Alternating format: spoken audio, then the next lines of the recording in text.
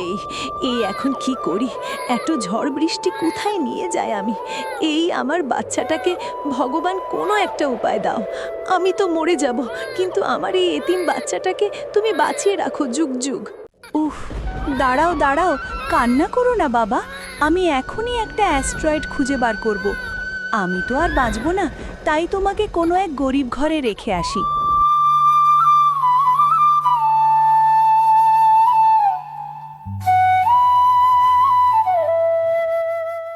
কি গো, শুনছো?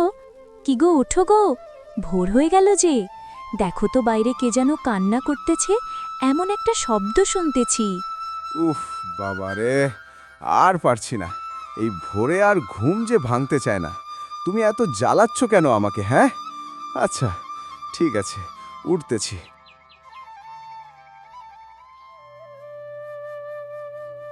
বলছি, কে ওখানে? সাড়া দিচ্ছে না কেন? কি হলো বলেন, কে ওখানে? বাইরে থেকে বললে কি আর হবে? ভিতরে গিয়ে তো দেখো। যাচ্ছি তো বাবা। এই রাম, এটা আমি কি দেখতেছি? কি গো শুনছো? একবার তো বাইরে এসে দেখো।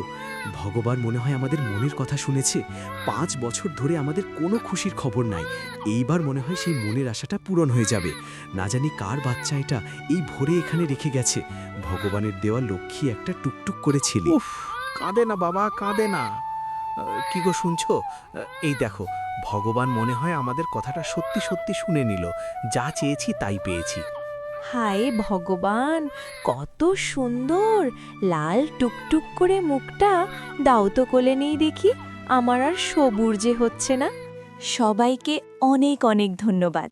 এই ভিডিওটা এখানেই সমাপ্ত করছি। আপনাদের ভালোবাসায় আমি চেষ্টা করব পার্ট 2 নিয়ে আসার জন্য। ভিডিওটি কেমন লেগেছে অবশ্যই জানাবেন। ধন্যবাদ।